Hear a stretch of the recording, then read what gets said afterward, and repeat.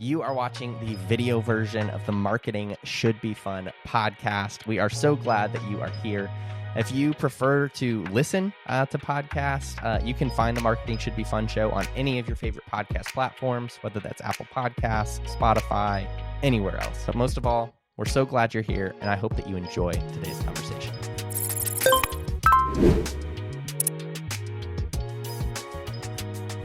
Well, welcome back to another episode of Marketing Should Be Fun. My name is Austin Savage. I'm the founder of Savage Content Collective, and I'm here with my good friend, Kelsey Zarko, who's the founder of Curate Social. Kelsey, welcome back to the podcast. You've been leaving me on my own. I've been just having to carry this podcast on my shoulders, dragging it forward. I know.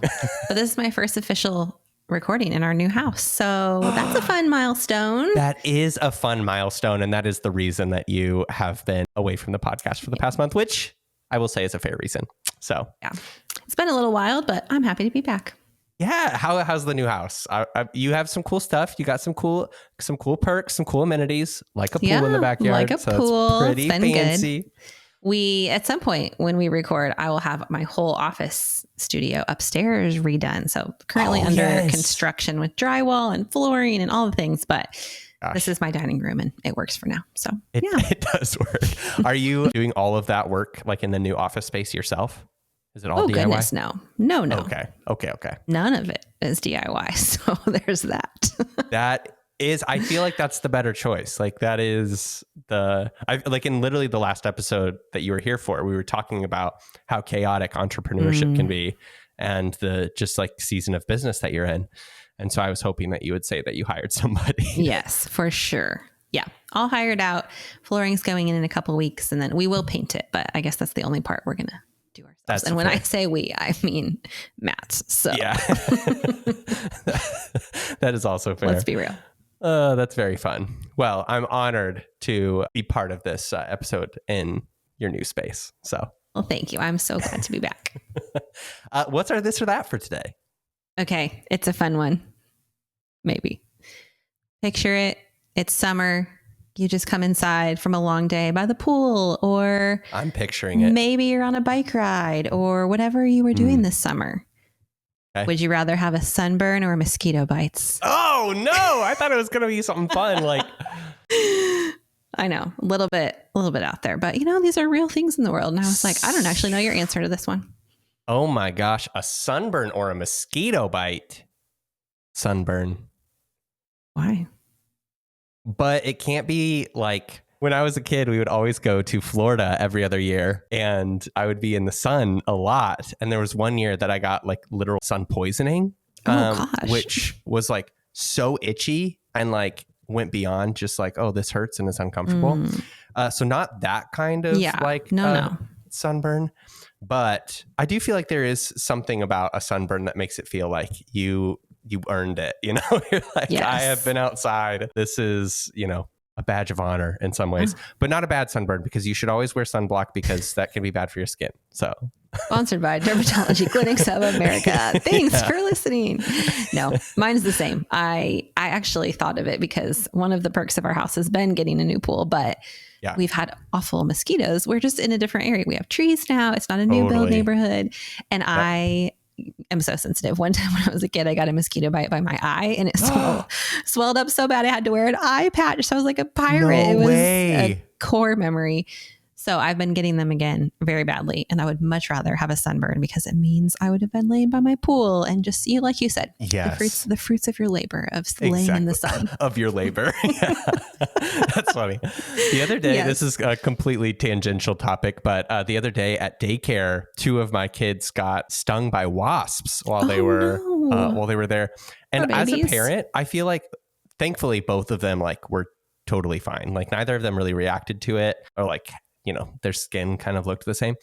But as a parent, I was like, I just feel so guilty right now. Like I feel so bad because I don't even know what that felt like. Like I've never been stung by a wasp or a bee or anything like that. And so I'm shocked by that.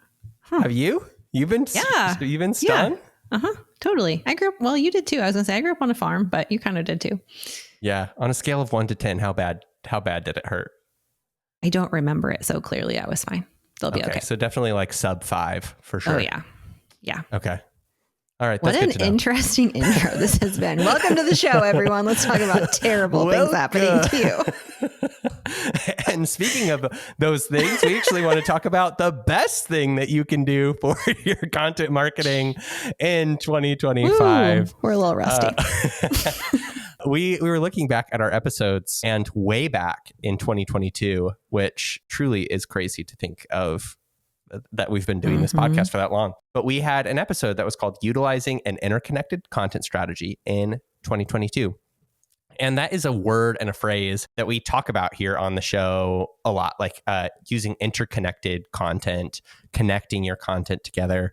I know it's a kind of perspective of marketing that, you know, both of us try to implement for our respective clients as well. But I think it can be confusing without kind of definition for people who are listening, and especially if they're not familiar with all of our content and all the things that we've shared over the years. So we want to talk today about how to do that, how to get started with an interconnected content strategy. Yeah, I'm laughing because I think I always say integrated content strategy, but it means the same thing.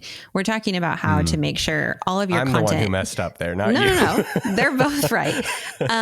It's the same thing. Like, we want our content to be, I still use this example with all of my clients, even from so many years ago, Austin, when you held up your fidget spinner and you talked about how we don't want our content to just be like these random arrows going all these different ways. We want it to really feel like, and you spun the spinner and it all spun together so that you couldn't really even tell the difference of where those different pieces of the spinner were. Same thing with our content. We want it to feel so connected, so integrated that it really is just the personality that you're interacting with from a brand. And like we talk about a lot, it's never been more necessary for our consumers and our audience to need more touches with a brand. We're inundated with content all the time. So having an integrated content strategy really does provide your audience with the value of getting to know you on so many different levels, in so many different ways. There's no rules about what platforms to use with it. More so, the philosophy and the principle is whatever you are using, connect it all. Yes. And I love, you just brought that example back to mind for me. And that really is a good one of just kind of like picturing it in that way of like, are people having a cohesive experience with your brand? And it's really, really easy for us as creators, as business owners, to kind of view everything we're doing as separate. And we talk about this too, just like of viewing things as like the long game and just how everything works together over time. And in a similar way, like your content strategy, there is opportunity for it all to kind of depend on each other, lead to each other, and just kind of become this cohesive experience so that it's very natural for people to engage with you on your email, on social, on your podcast, if you have one, through your blogs, if you have those. The list goes on, and to not feel like, oh, I get this specific thing from this channel, this specific thing from this channel, but instead it's all kind of working together to just reiterate the value that you're giving, but also then solidify the expertise that you have in the minds of those people who are interacting with your content. As we were thinking about this episode, I think one of the things we always do when we're talking about episode topics or where we want to go with something is thinking about like, okay, what are you going to do after you listen to this? What steps are you going to be able to take? We could talk for hours and in circles about different principles and methods. But what we want to encourage you with today, as you leave this episode, is to think about kind of the principle we talked about with the integrated, interconnected content marketing. Our challenge to you is next time you sit down to create any piece of content, this applies, doesn't matter what platform you're on, what you're using, whether you have all 4 platforms we typically talk about here or 2, we want you to think about a way that you can connect your content. So if you're sitting down to write a social post, can you talk about your email there or vice versa? We're going to give some examples here in a minute, but when you sit down to create content, how can you connect it in just one way? That is our challenge to you. Yeah. Yes. And I love, even just the practical example of what you just gave of, something as simple as thinking about your email list when you're crafting a social post, thinking about the other channels that you are trying to engage people in when you are writing something. And the simplicity of that challenge too is, I think, the biggest value from this episode is like, you can implement that no matter how big or small your content marketing strategy is. Even if you are, just trying to keep it simple across, just a few platforms, or if you have a really robust strategy that spreads across 8 to 10 platforms, no matter what, you can be thinking of, how can I help people move from this platform where they're engaging with me to either another piece of content or to a different platform where they can engage with me as well.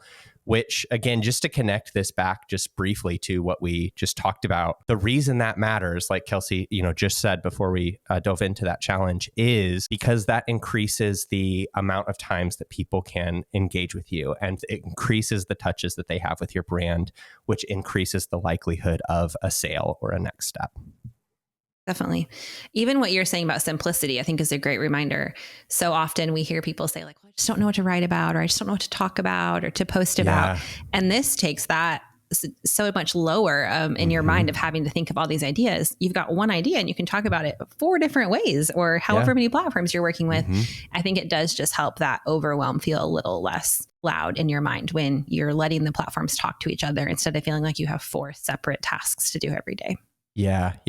So give us a couple examples, Kelsey. Like, what does this look like? You just gave the example of, if maybe on social, you're leading people to your email list. What are some other ways that people can implement an integrated content strategy?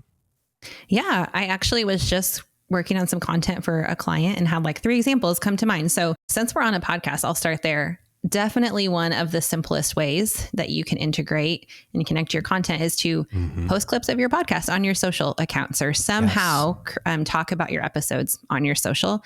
I actually was just sorting some analytics, and this client's podcast clips on his Instagram are the thing that brings in the most followers, if I sort all of his posts. So he's getting the most new followers from those podcast clips. So I love that. Yeah, it's just cool to see that. Sometimes we hear people say, well, I'm talking about it so much, like they're just not, they don't care anymore. Yes, they do. It's important to just keep on going, keep putting those touches out there. The other one that I just did too was I was listening to one of my favorite podcasts this morning while I was dropping my kid off at camp. I listened to the Lazy Genius podcast. I've talked about it before. I love her. I got to go see her live in Dallas. Anyway, this is not a podcast about Kendra Adachi, but it could be. But she's so great in her podcast about what you said, Austin. It doesn't always have to be like you're linking a specific post. She just does a great job talking about how she has an email list, how she's sending emails to her audience. She's not apologetic about it. She is just very conversational, and just almost every episode talks about like, we're getting ready for back to school, and I send one email a month to my followers. It's called the Lazy Genius, whatever. She talks about it, and she's like, here's how you sign up for it. She's just very practical about it. So I love that it's not even her having to link something or go find another step. She's just having a conversation about it in her podcast. Yeah, I love that. Yeah. And then one other one that I just did last night when I was writing an email newsletter that goes out to this client's followers. He has encouragement and all these different sections. And then I was just writing a paragraph about being known and being in community. And I happened to remember, he's got an episode about this. And so I just highlighted the words about being deeply known, linked his podcast episode. And it's just, again, another real natural invitational way to share. He has other ways I can grab value or learn from him or connect with him in a just super subtle, I think I used the word already, but just invitational way that feels very integrated. Yes. I think what you just said too is like one of the most missed opportunities when it comes to integrated content is like, just like what you said, is doing like in-text links. So, highlighting words in your email or in your blog or even just on your website in certain places, but that can lead people to a resource on that topic, a place that you have, talked about that. I know like something that we're often doing in our emails is, in a similar way to that, is like highlighting a social post about a specific topic as well. So for example, like even just doing something like recently on Instagram, I was talking about, about this, and we've talked about this on the podcast before, I know, but just highlighting recently on Instagram or highlighting Instagram and having that just simply link to the post or link to your profile. It's a great way to naturally get some people over to that channel without you being like, you need to follow me on Instagram, and like without it feeling like you're like kind of like asking or begging people to take this step. It's just giving people more value, giving people more places that they can find that value. And in a very similar way, especially in the blogs that we're writing at Savage Content, we are always looking for opportunities to lead people to other resources. And often we'll be like really direct about that as well. So like after every section in a blog, in most cases, but not always, but we'll often, have a big, bold section that just highlights a resource that continues the learning or continues the conversation about the topic that the section above was about. So it'll be like, listen, like in really big, bold letters, and it'll have the title of a podcast episode, about a related topic. And that's just a great way also to just showcase, like, here's another way that you can get value from this brand. Here is another resource that you can go to. And if people click on it, now we have 2 touches with our brand instead of just the one of getting through the article. Mm-hmm. All that we're talking about is what we've talked about forever, being consistent. True. And repurposing content. Like you don't have to make it up every time. You have so much value to give that people need to hear. It's probably not as hard for you to get that value out as you think it is. If you could just shift your mindset a little bit to be thinking, just like we were just explaining, I know I've got that here, or I can link to that there, or this just happened and I can put that there. Yep. And just weave it together. Beautiful. It creates this beautiful web, this beautiful tapestry, and it all gets integrated, all gets interconnected. But to jump back to that simplicity idea is like, these are such simple things. And even if you like already do them, it might already feel natural to you to do some of that stuff. And you might be like, guys, this is like super, super basic. But that's the point it's very easy, but there is strategy behind it and there's value behind it. And so going into that with intention in every kind of piece of content that you're creating, which again, could be on any platform, and just having that forethought to think of like, where could it be valuable to softly kind of direct people to? And even on Instagram, I mean, that could be as simple as just inviting people to go between your stories and your feed. It's doing the same concept as what we're talking about. On your blog, it could be as simple as just linking a page on your site that is your landing page that, make sure that people go through the process of learning about a product or a service that you have. I mean, the options are endless. But there is reason and there is evidence behind doing those things, because we see that the more touches that people get with a brand, the higher likelihood they have of purchasing a product or a service from that brand. I think we're going to keep it short and sweet today and just drop this challenge for you to kind of think about, especially as we head into the fall and a time where no matter what life looks like for you, it just naturally sometimes seems to get busier. So you don't have to add a lot of time or effort to be really effective with your content marketing. And we think that doing that through an integrated approach is the best thing you can do. You're about to hear us do it just in a minute when you listen to our wrap up here. So a little practical example for you there. But thank you for listening. We can't wait to see how you use the challenge, and we'll see you back here on our next episode.